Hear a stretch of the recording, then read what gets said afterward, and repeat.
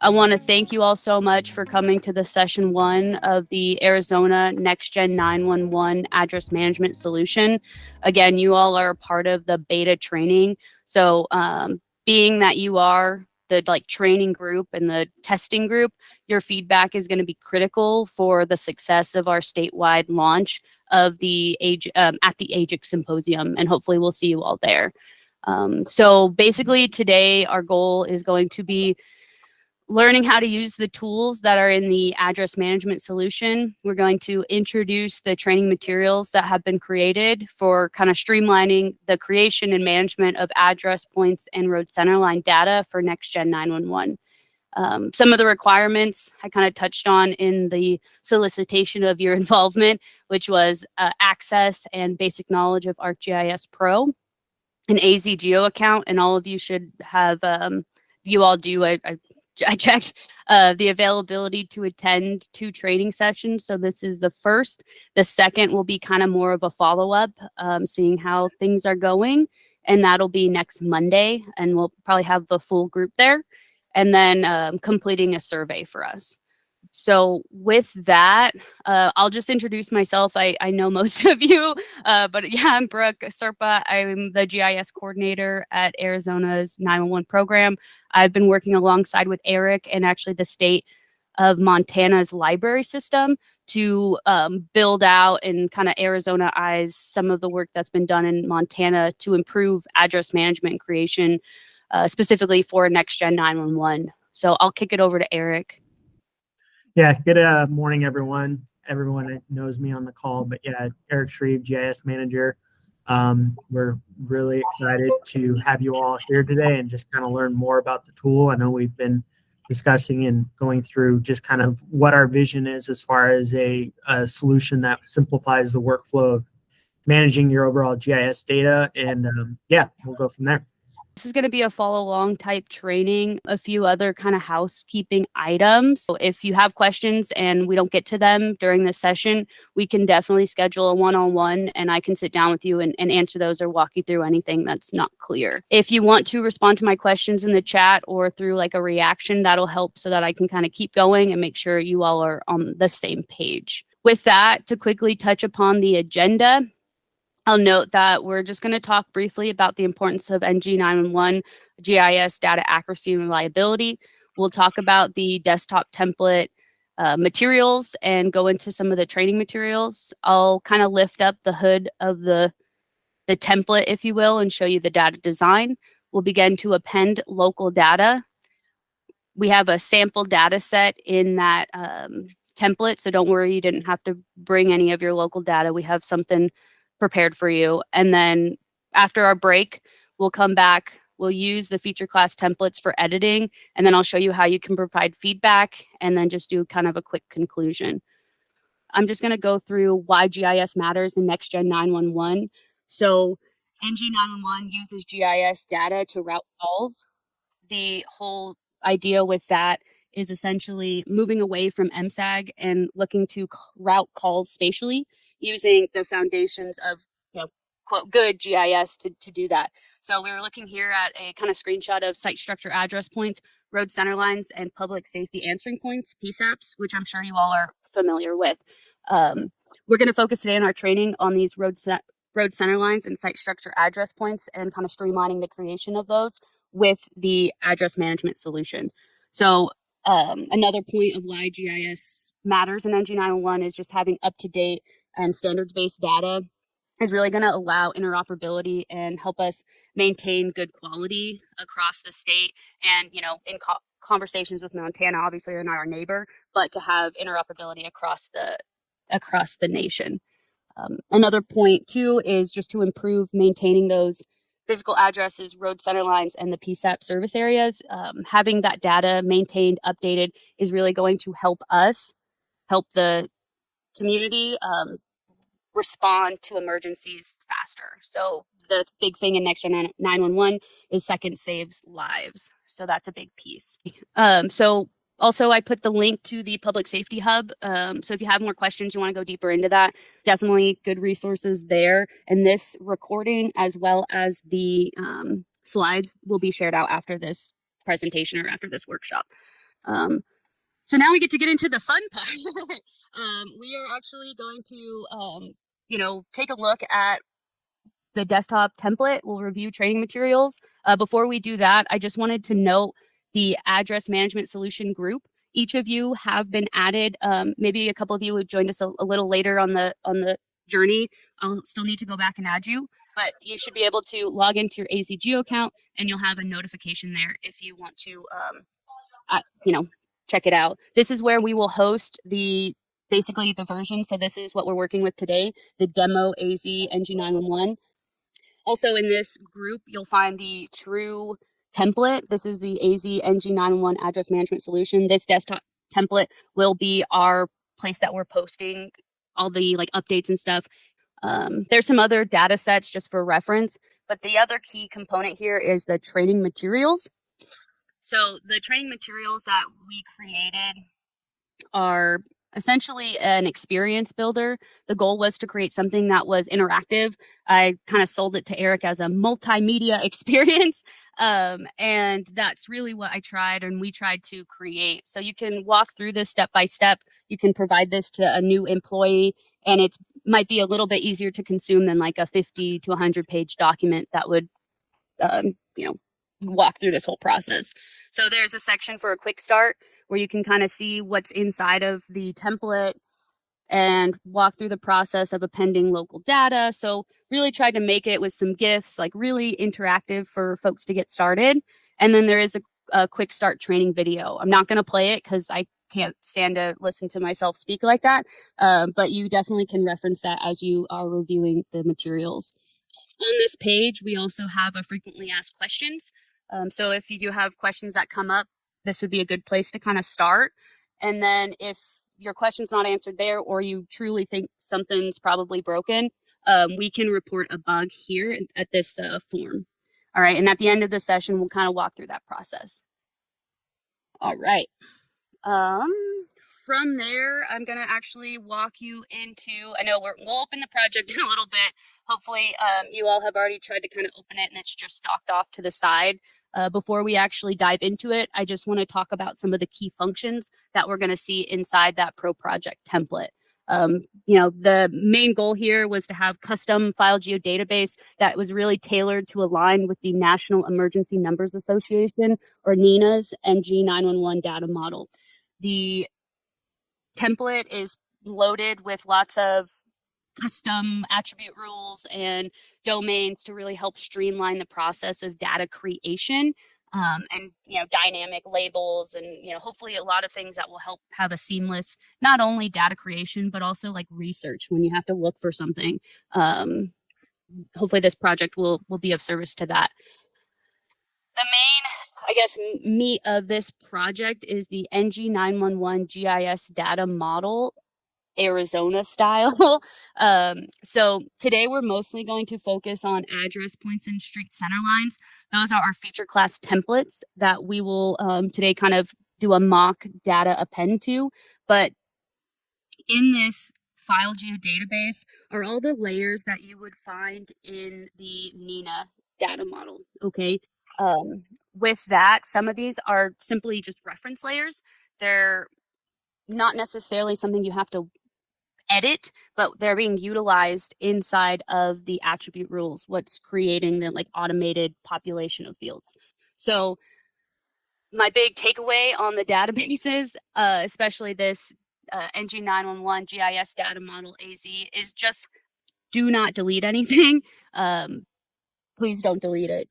Don't remove feature classes. Most of them play a role in some of the attribute rules. So leave them as is. They're a part of the NENA GIS data model. So let's keep it that way. I did want to touch on the published feature classes. So in that project, you're going to find a group of feature classes that are all published. They're hosted off of our server on our portal, on our enterprise.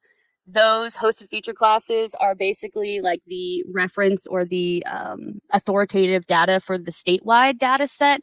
And I do want to hit on the note of collaboration, because the data that you find in those hosted feature classes or the published feature classes, those are from the data aggregation process that most all of you participate in during the one data gateway, one spatial data aggregation process. So thank you for contributing to make the statewide data really impactful and, help with public safety. So from there, our next kind of section, which is section 3, is going to be talking about the appending local. Oh, excuse me. Section 2 is we're going to go into data design. So this is where we get to kind of pull up the hood and we can see a little bit about what's going on. The thing about these attribute rules is that they're much more exciting to see than they are to talk about. So I'm going to save you with that a little bit. So the attribute rules are assigned to 2 feature classes, the site structure address points and the road center lines. I want to note again the importance. An integral part of the data design truly relies on the NG911 GIS data model AZ.gdb. Do not delete or remove feature classes from this project. A part of the process for populating some of these fields is referencing those layers. So if we don't have them in the project to reference, then the attribute rules are not super helpful. So I do want to note that. And then another thing, kind of like a side note, is that if there are any updates to any of the boundaries in your jurisdiction, it's really important or really helpful that you share those with our team, with the State 911 program, so that we can incorporate those updates into the authoritative data that is referenced in these attribute rules. That will allow it so, if you get a slight movement, then the next time you create address points or road center lines in that area, it'll account for maybe it now being, instead of unincorporated, now it's Safford or something. Okay, so kind of keep that note. If there are updates to your boundaries, just let us know. All right. Cool. So in our training materials here in the key functions page, I'm calling out to the different fields essentially that are going to be populated based on the attribute rules that are in the data design. So a NINA global unique ID will be populated based on the new record being inserted. That kind of triggers the attribute rule to say, okay, and it does a calculation that we've created to populate it. So without going step by step through each of these, you can kind of see incorporated municipality is going to get populated based on the location of where that address point lies and intersects with other layers in the file geodatabase. The county, postal code, community, site, MSAG, ESN, and then it also calculate the legacy street fields, which is pretty nifty. One to really kind of hit on is getting closest road information. This is one that the addressing authorities, because essentially in place a new address, it's going to pick up the attributes with the closest segment. So if there's a segment here, you drop a point, it's going to pick up those street fields and populate it in the new address point. It also estimates a number. So really, really nifty. And it's, again, much more exciting to show than to talk about.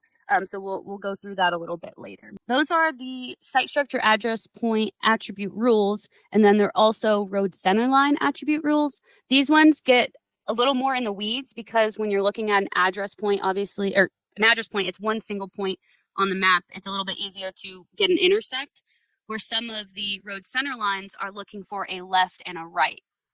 And so, those of us who have done this, this editing, we know like that's, you gotta make sure you populate the left and right based on what's there. So the attribute rules are pretty well built out to account for those. But during this testing phase, again, you all are given the keys and we're asking you to go in there and do your best to find the problem so that we can address them before we take it to the AZgeo symposium. So definitely, play with some of the creating roads on the left and rights of county lines, of incorporated municipalities. If you know of certain use cases that you're like, yeah, when I do this, it's really hard. I have to think through it, and whatever it might be, try it out in weird places and see what you might find.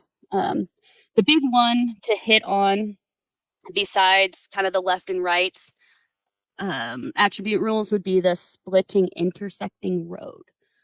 So splitting intersecting road is a really nifty one. It reminds me of when I first started at Yavapai and I got the one data gateway results, and it was like, you need to have an intersection at every road that meets. And so I was like, okay, well, I'll just go through and split them. So I went through and I split them and I split them. And, you know, a week later, I'm like, yeah, I finished all the splits. And they're like, oh, did you do the address ranging? And I was like, oh, no. So I had to go back and do that. And so this split intersect tool is going to allow, I'll demo it. It'll make more sense, but essentially you can go in and split a road and it'll recalculate the address ranges and give you an estimated or like an estimated address range. You'll still need to go in and verify, but it's actually really, really cool. I wish I had that when I started with Yavapai. So yeah, other attribute rules we'll kind of go through. And then as far as the domains, that's another one that we kind of customize for our state based on the NINA standards. Okay, so a lot of these domains that we're using are pulled from NINA GIS data model standards. So just so you know, but if for whatever reason there is a special record that should be in the domain that is not, so as you're testing this, and if you're like, hey, like sometimes we have a special case, I can't think of a great example now. I know it's not via Arizona Highway. There's a couple that are unique to Arizona specifically. So if you run into those that are unique to your jurisdiction, let us know. We're happy to add that to the domain, and it may impact other folks in the state as well. So the way to do that would be to report an issue using the form report a bug. That's at the footer of this page and every page in the training materials. Without kind of not boring you, but without kind of boring you going through each of these domains, I'll kind of hit on the ones that are, I guess, more pertinent. The legacy direction and the legacy street name. So these are all going to be available for review, obviously inside of the Pro project. I just kind of want to get you comfortable with the training materials. And then another big one to touch on would be the street name type. So when you do have time to kind of dig into more of the data design of the domains as you're, populating them, populating fields, you'll see the list of street name types, pre and post. And this list is coming from the NINA authoritative list. That can be found in our documentation page. So I'll take you there in just a second. But these domains is another way for you all and for us, for GIS folks to really hit on that piece that we talked about in the beginning, why GIS matters in Next Gen 911, because it's going to ensure a higher level of quality and reliability. We can rely on it because we're limiting what you can put in there. There's not as much room for error there, which is nice. So to kind of reference the domains, I noted that there is documentation. So we do have, if you prefer a long document, we do have those available in this documentation page. And basically we have the encyclopedia, however you prefer to word it. We have the book of NINA standards for Next Gen 911 GIS data model. This is a great resource. And then we also have that list of street name pre and post types available here. So this is the NINA registry. I couldn't think of the word.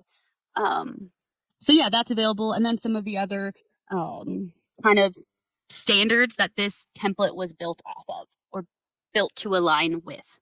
Go ahead now. We're going to go through kind of the interactive part of the training. So go ahead and pull this project up. If you have just one screen, then just listen to the sound of my voice. If you have two, then you can dock it on one of your screens. So when you open the project, hopefully you all have it open.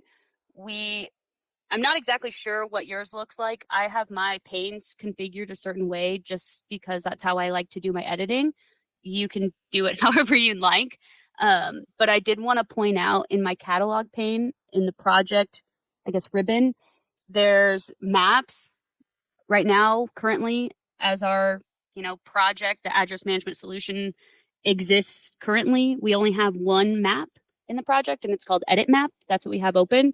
The databases, this is that NG911 GIS data model for Arizona that has everything basically that you would find in the NINA NG911 data model, GIS data model, excuse me.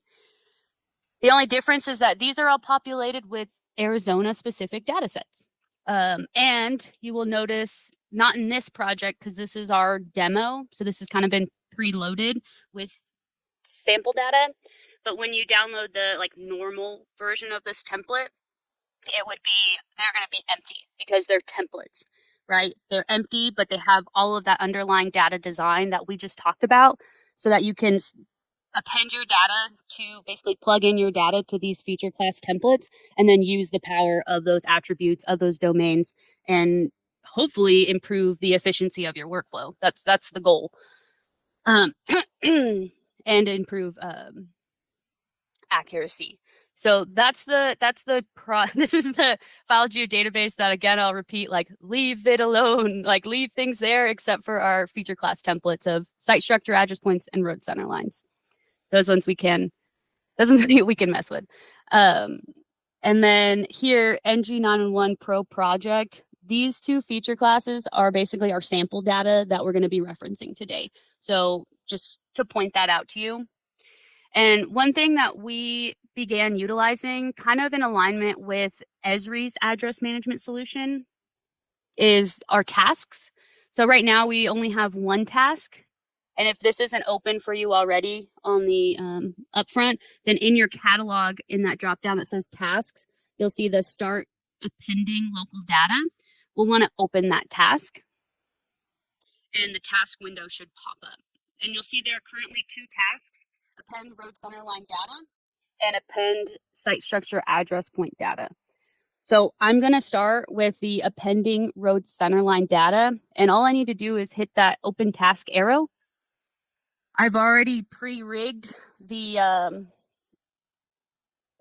fields, the input values here, so you don't have to worry about adjusting any of those items. This first step is that we're going to disable all of the attribute rules. And you might say, hey, whoa, wait a second. Why are we doing that? The reason being is that we want to turn off those attribute rules because of the data design being very restrictive to the NINA GIS data model. We need to turn them off. So I'm going to hit run in order to allow the appending process to be successful without any interruptions. So maybe your local data is not as conforming and won't be accepted in certain fields in the NINA model that we have, or the feature class template. So keep that in mind. The first step is disabling the attribute rules. I already ran it. I get this disable attribute rules completed, and then I can move to the next step. This step, I'm just going to demo for you. We're not going to actually do it. So as you're working through this, is everybody at this step? Can I see a thumbs up? We're at the appending road centerline data. All right, perfect. Just want to make sure we're all on the same page here. So, because I don't want you to accidentally append data, we're just gonna do a fake out here. Cool. Thanks for the thumbs up. So, the input data set would be your local data set. For our demo or a demonstration today, I'm using the append road center line. So I'm going to grab my sample data from that NG911 Pro project geodatabase, put it in as my input. Maybe, later today or tomorrow, you do this with your local data just to see how it goes. But this is just our sample for today. I already have the field matching type put in place. So you'll want to use field mapping to reconcile field differences. And then you notice that all of these records on the output have a 0 next to them, parentheses 0. That means that none of them have been mapped to the new input, or the new input data, the source data. To set up the natural mapping, we just want to hit reset. And then you notice some of those zeros, parentheses zeros, have kind of disappeared. which is great. That's that's good. Now what we'd want to do, and obviously when you have your local data, you'll want to go through and see if any of the fields in your source data or your local data aligns to effective. And if it doesn't, if it naturally maps, then great. But anything with the parentheses 0, you just want to take time to add a new source, walk through this, list. And if it matches, cool. If not, kind of move on to the next one. Again, we're not going to actually run this geoprocessing tool. This is more so just to show you what it would look like for you to do this with your local data. I think this one, the only one is full street name that needs to be mapped. And all I do is check the box to the left of the source data field, and then I hit add selected. Okay. And then I would hit run, but we're not going to run today. This data has already been appended just to make the project, make the training run a little smoother. So I'm going to actually skip this step. And if you're following along with me, go ahead and hit skip if you haven't already. And then the last step of these tasks is basically just to turn everything back on. So yeah, everything's already in place. And we are going to run that enable attribute rules. So we just turned them back on. We appended your local data, and we're going to hit finish. So one task done. Phew. Next task, appending site structure address point data. This is, again, just walking you through that process. We're going to turn off the attribute rules, and it doesn't turn off all of them. There are specific ones that we do leave on because they're going to trigger the population of a full street name field. So there are some that we can leave on. They're not as limited in the GIS data model. Okay. So if you're with me, let's hit run. We just turn those off.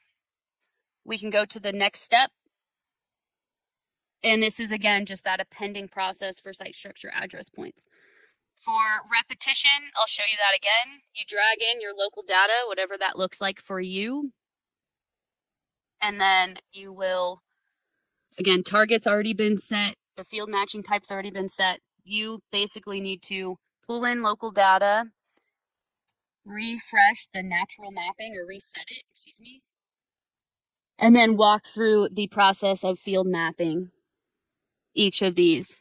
And it's essentially an ETL process for your local data into the NINA data model. So, maybe you have other ways of doing that. This is just the way that we could find that would meet all levels of experience.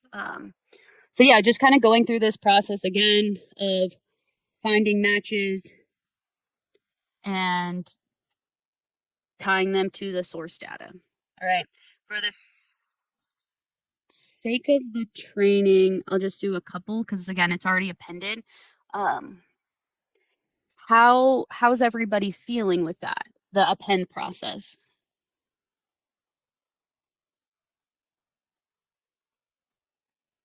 Oh, a little lost. Okay.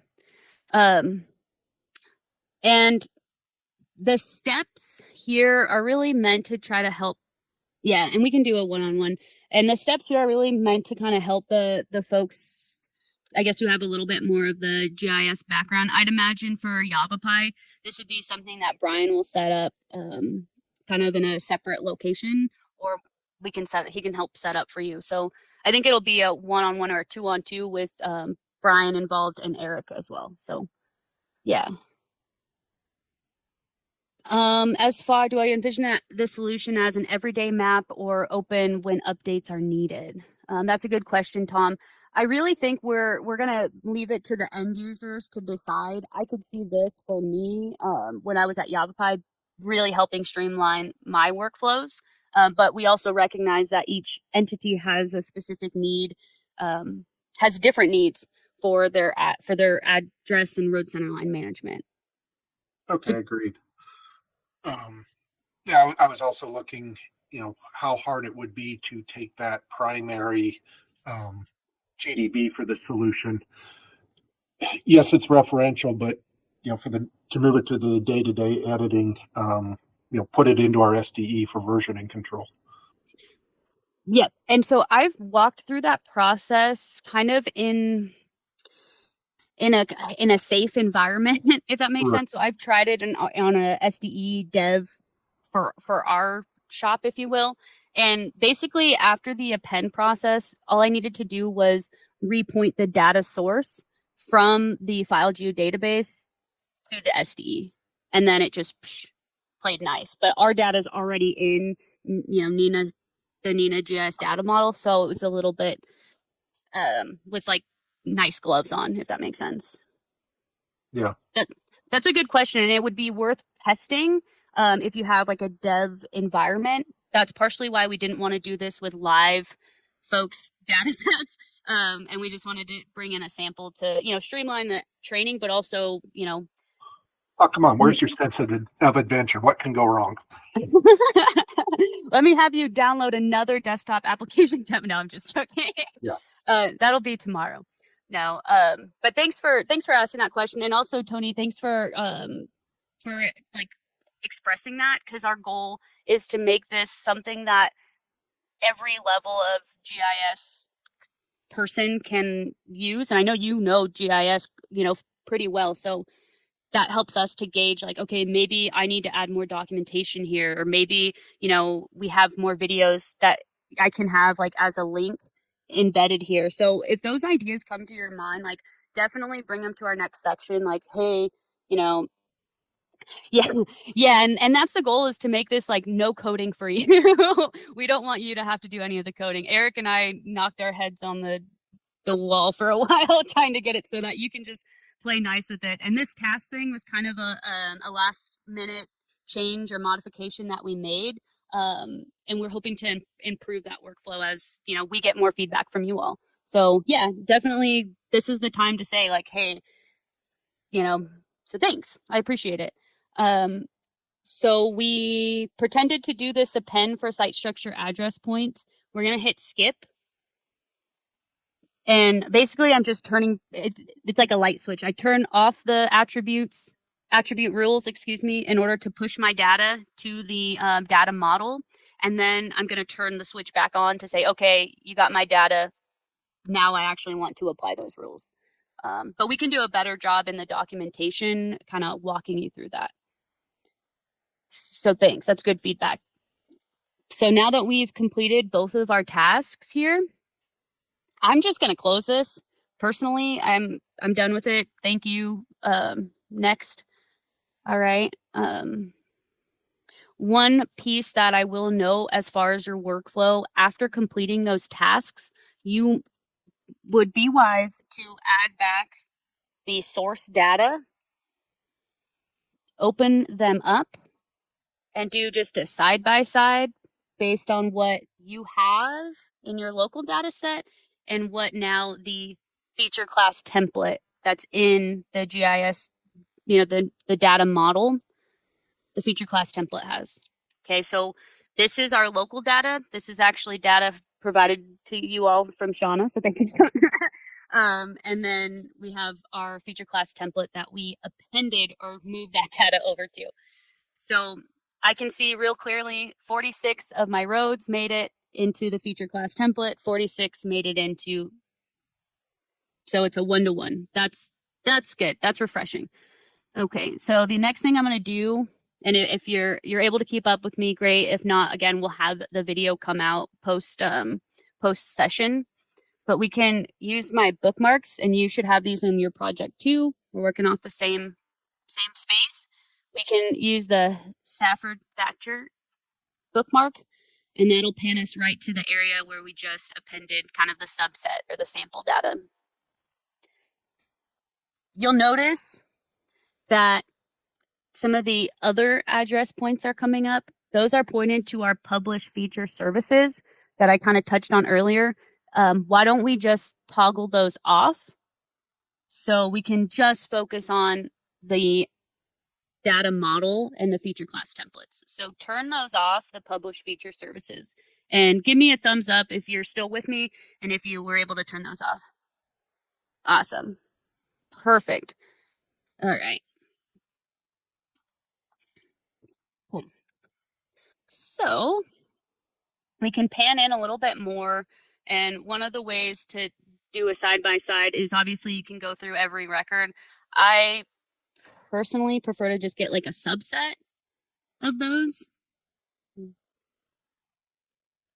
Oh, those are address points, silly.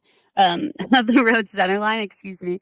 So I got one of those road center lines, and I'm just gonna walk through each field and ensure that I didn't miss anything during that configuration piece.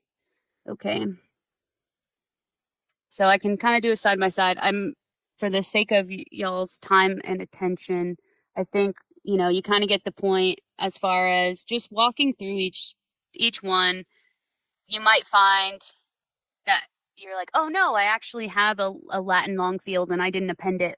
What you can do in that case is basically select everything from your template, which would be this one, the road center lines, select it all, delete every record, and then go back to that append process, either through the tasks or just using the append geoprocessing tool if you're comfortable with that. Actually, you would need to go back through the tasks because it'll turn off the attribute rules again. So going back through that task process. That's worst case scenario. If you take your time on the front end during that field mapping portion, then you'll be happy. You'll be happy that you did. So yeah, it looks like for this street, everything's looking pretty good. I've kind of gone around and checked a couple of them before our training today. But just for the sake of, being thorough, we can just check some of these out. Oh, a little too far over. Okay. Cool. So everything's looking good with road center lines. I'm happy with that. I've already checked site structure address points, but of course, you would want to take the time to do that. One thing I'll note, and maybe it's a little backwards, but I think it's helpful to note, is another way in that front end to prevent having to kind of go backwards and work backwards. Thanks, Tom. Is when you open these attribute tables, so this is site structure address points, that is our feature class template. That's now what we would want to do our editing from, not the source data, because the source data doesn't have all that data design that this feature class template has to offer, or that the address management solutions really like built upon. So before you do that append process, one step that you could do with your local data, and I'd recommend it, is open up your fields view. I will leave it there. And then open the fields view for the feature class template. And you can just do a side-by-side. That'll help you avoid a lot of the errors that you might run into during that append process. So looking at what Graham County has in comparison to what the NINA GIS data model that's specific to Arizona has, you can see that there are a lot of fields in the data model or the feature class template that do not allow nulls. And so if during that append process, the Graham County data has any records that are nulls, it will not allow it to append because of that restriction. So these may be some of the first errors that you encounter, and I guess that's why I kind of want to point it out. This is a way to prevent that during the append process. Looking through and just doing a side-by-side with your data, potentially what domains you have in place already, what the format is, what the length is. So, you can kind of take time to do this on the front end, and that'll save you some time on the append process. Real quickly, just want to hit on again, in the training materials, there is documentation that touches on most everything pertaining to NINA and what the GIS data model kind of standards are based off of. This project was really made to set Arizona in a position to align with national standards. So that's why we really tried to have like a pretty well built out documentation section that references other resources. Like, we're not just making up these rules to make them up. We're trying to align the state with national standards. So just kind of want to hit on that. Last thing, I guess, is that we're going to look at using these feature class templates for editing. Maybe some of you all have already experimented with that if you didn't take the break, but real quickly, I'm just going to open up the training material again, and Eric dropped that in the link. This is where you can find documentation on that. Here's the NINA GIS data model, and I'm going to actually hop to page 26. This is where it outlines the road centerline layer required fields. So you'll see a yes where it's required. And some of you, I'm pretty sure, are very familiar with this document. But for those of you who are, not, or kind of like, hey, how come? This is where you can find that information. And then towards the bottom is where each one of these fields, what kind of is expected to be there, are outlined. So super helpful. When I get questions from folks, I basically come here first to see if, there's anything additional that I need to relay. So yeah, just wanted you to know about that. And now let's get into the fun part. Let's pull up that pro project again. And in our map ribbon up at the top, we'll select bookmarks, and we're going to go to Safford Road Centerline Creation. We'll go to that bookmark. And for those of you that were in the demo for the Public Safety Committee, we're going to kind of replicate that example, and then we'll build off of it, and we'll give you some time to play around in the sand, if you will. So basically, if you don't have your pane set up the way that I do, might help to follow along, to just kind of take the time to do that. So creating features, if you go up to edit and you select create, you'll have a pane open up, maybe sometimes in the middle or over here, however you have it. I like to drag mine to the bottom here. Okay. And then I also like to have attributes open. That's also in that edit ribbon. Create, keep moving over, and then there's attributes.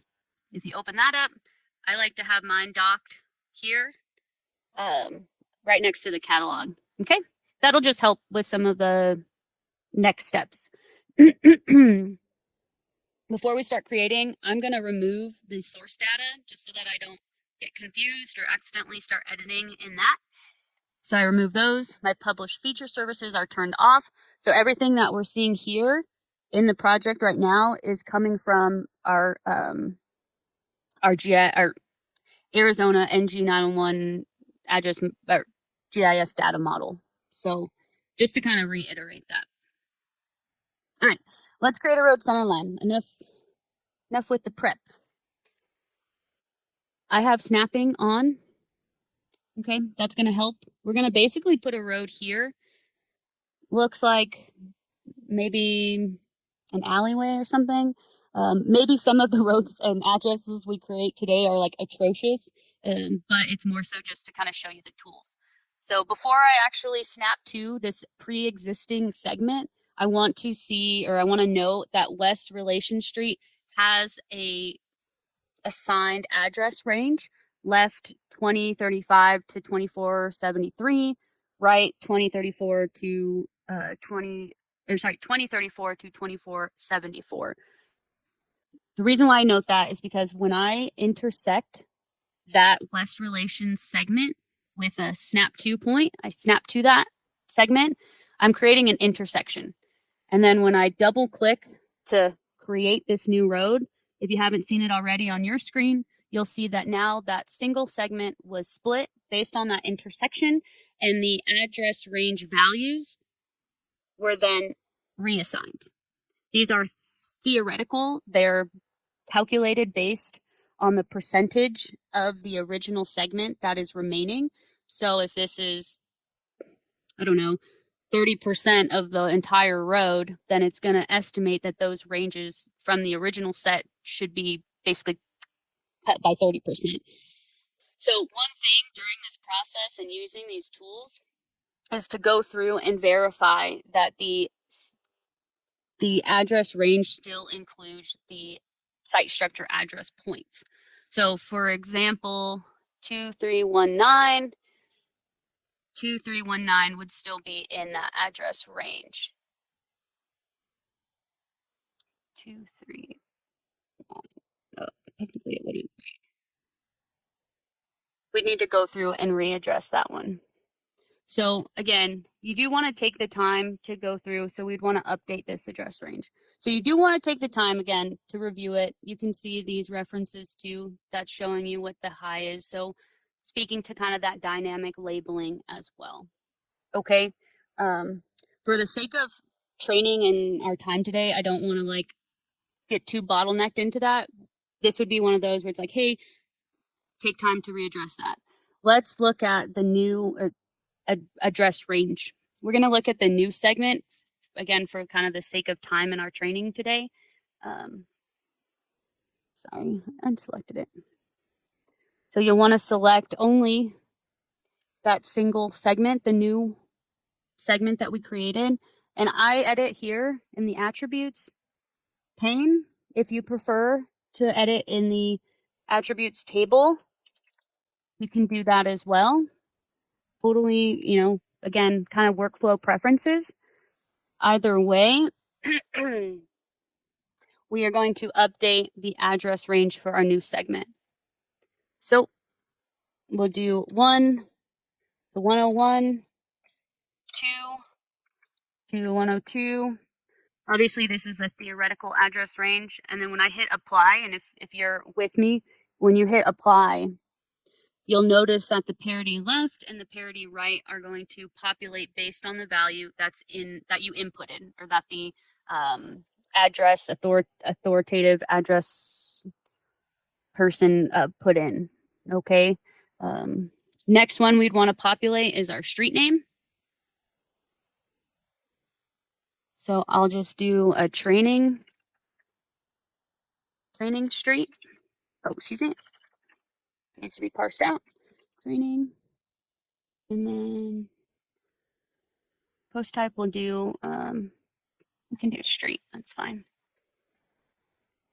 And as I drop, you see the drop downs. Most of you are familiar with this. This is just that these are the domain values. So kind of hitting again on that point earlier, if while you're creating, you know, tests or creating these street segments, if there ever is a value that's missing here, please let us know.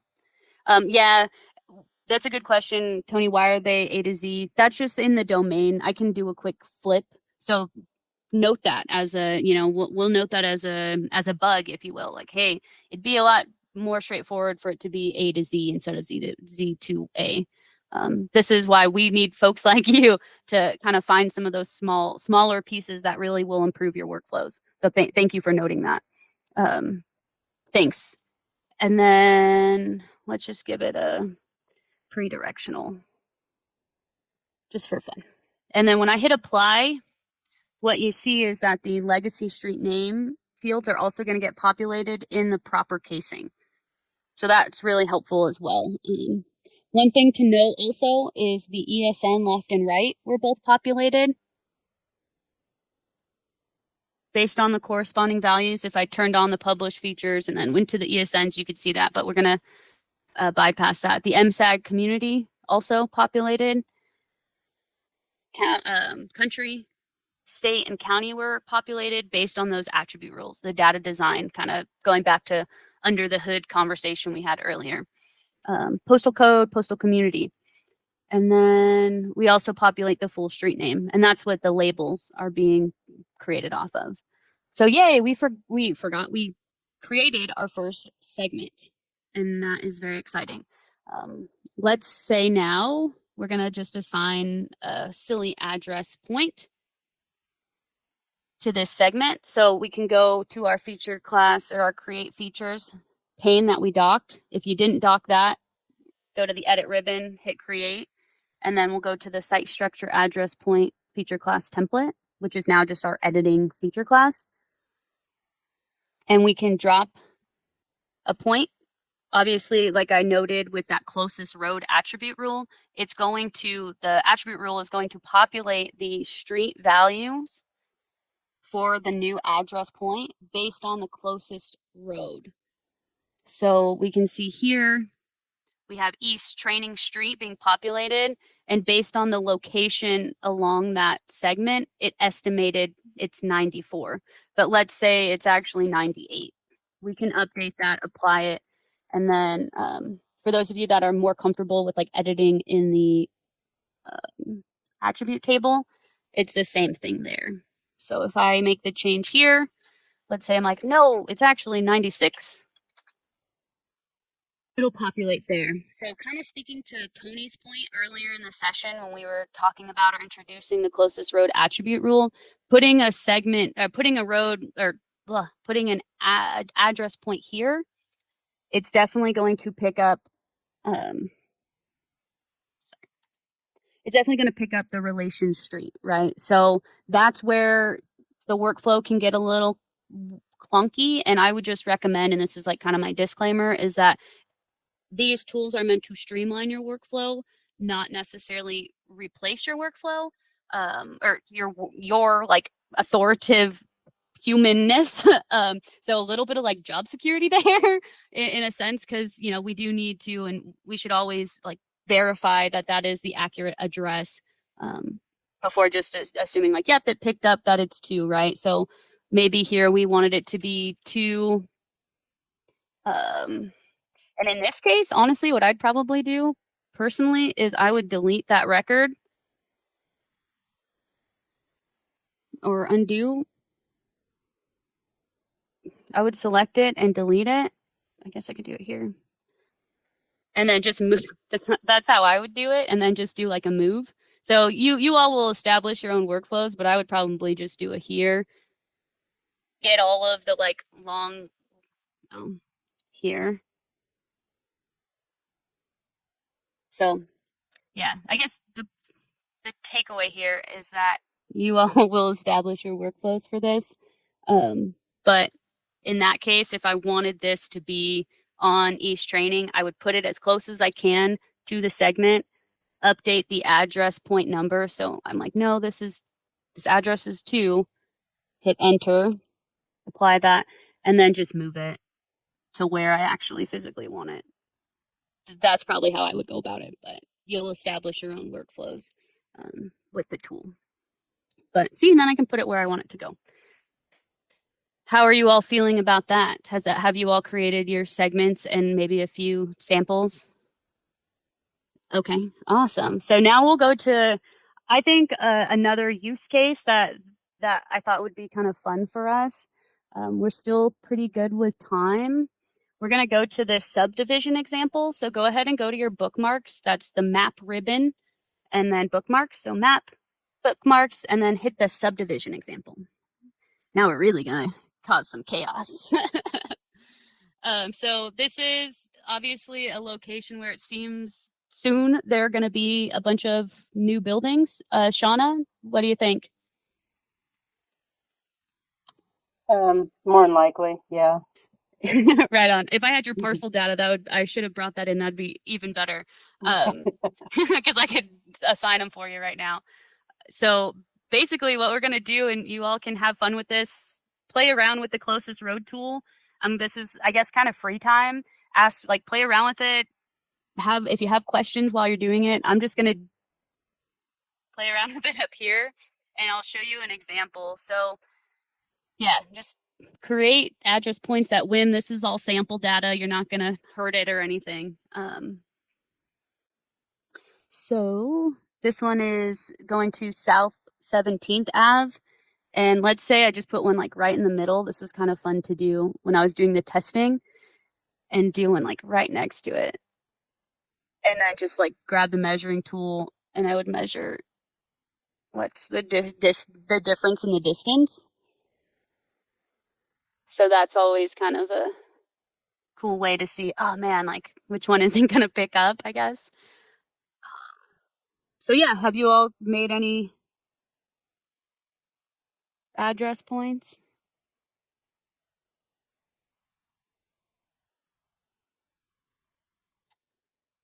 Okay.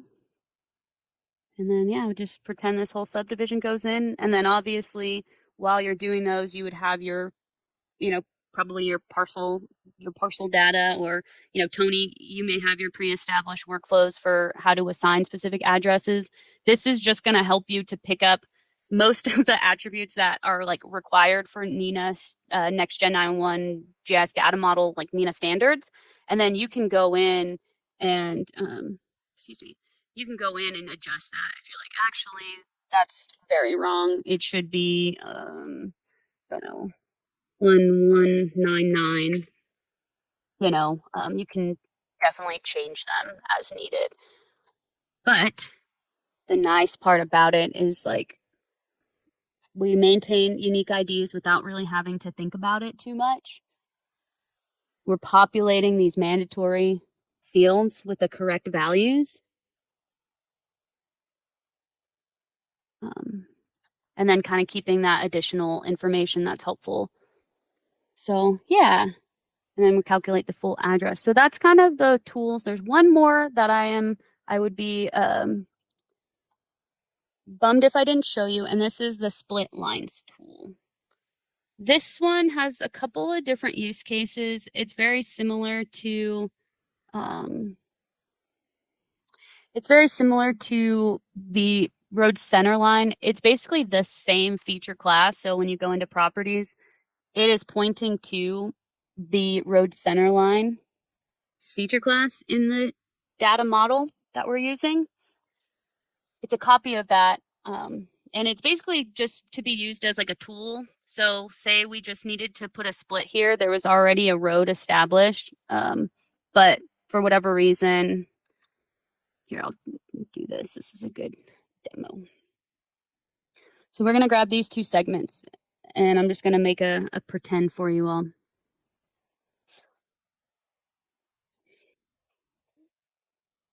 So let's change this address range to 1699. This one to 1700. And I am going to merge these. And you're welcome to follow along if you'd like. So just these two segments for Westerly Way. I recalced one of the address ranges, the address range with the lowest from left, and I updated the high to the highest two. And I'm going to merge those, and then I'm going to show you how the split tool works.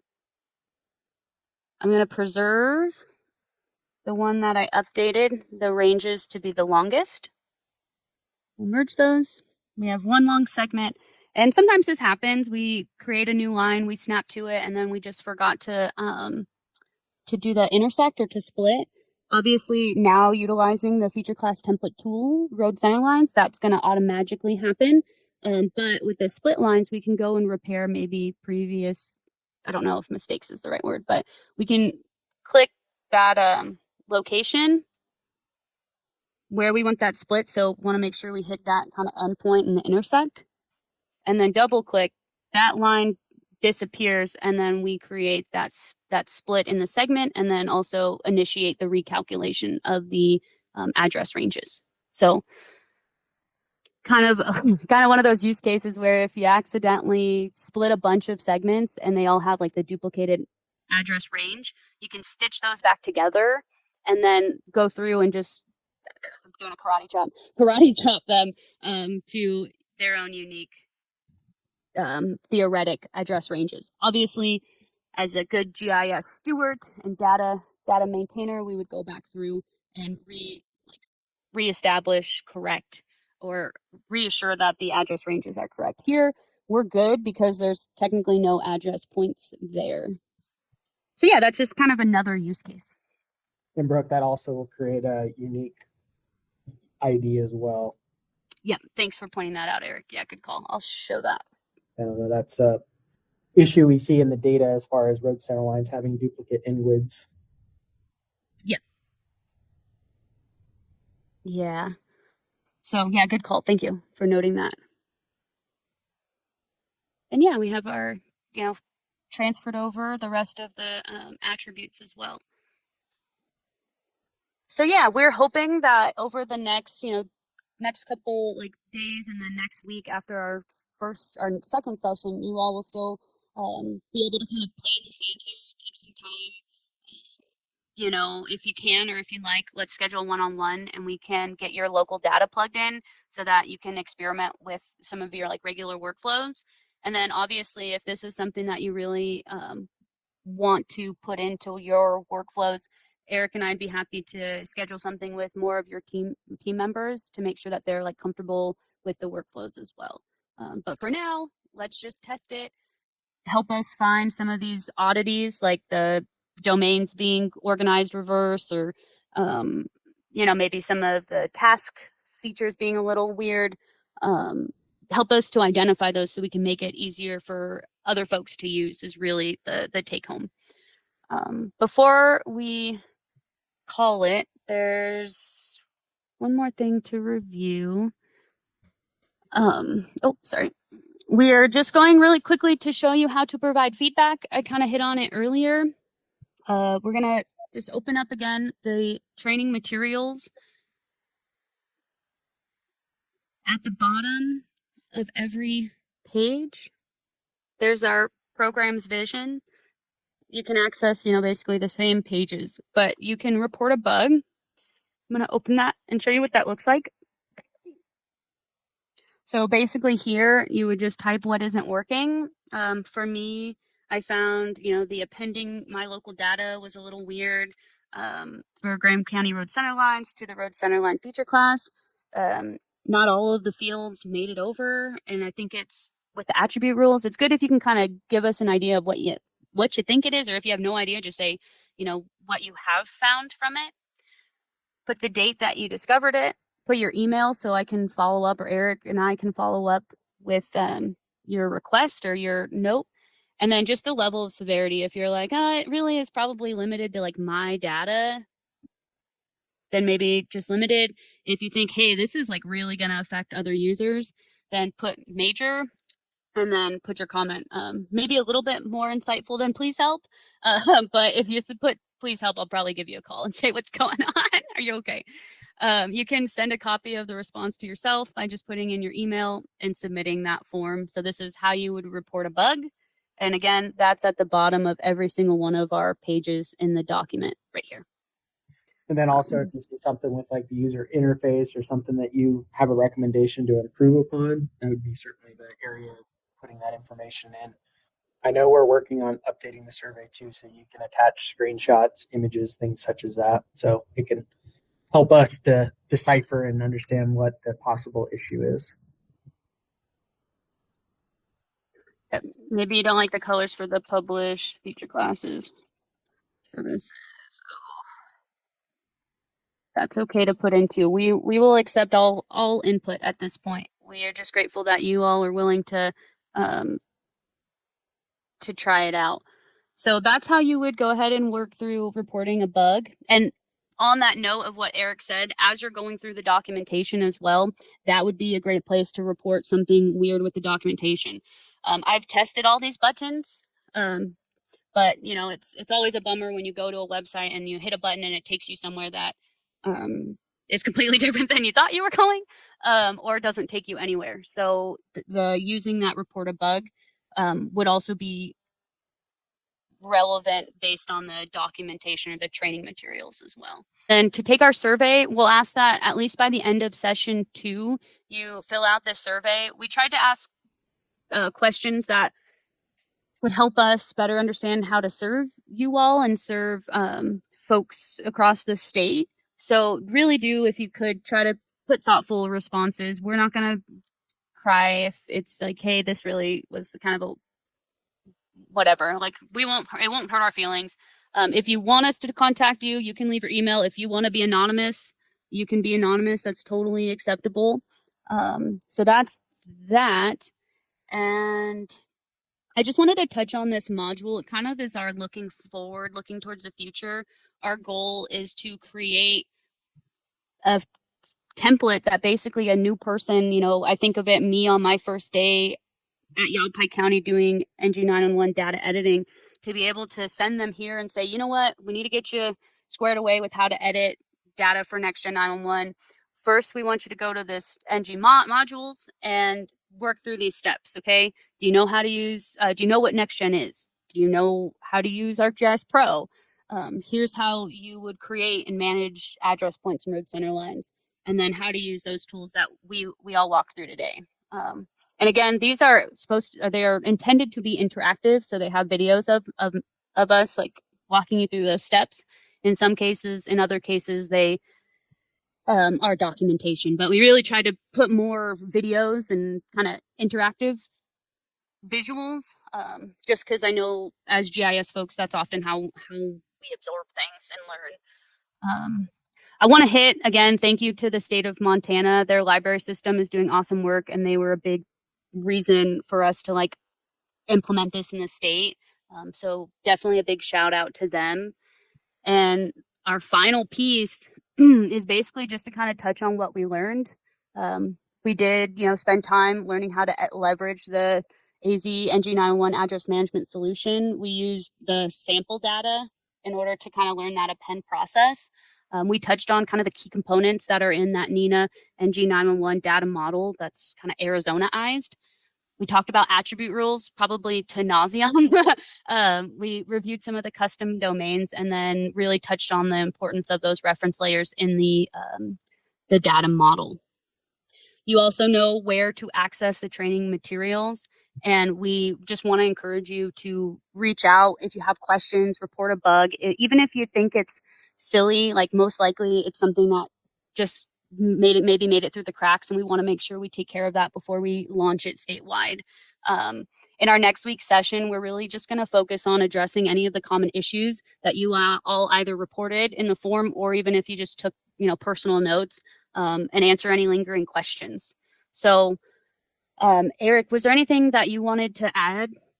No, just I appreciate everyone spending an hour and a half out of your busy schedules learning about the tool. I think and our engagement that we've been doing with you all and just kind of educating people on what next generation 911 is and what it means for GIS. I really am a firm believer this solution will help simplify and essentially educate people as far as what the requirements look like and have a standardized mechanism for having data to meet the NG 911 level grade information. So really appreciate it.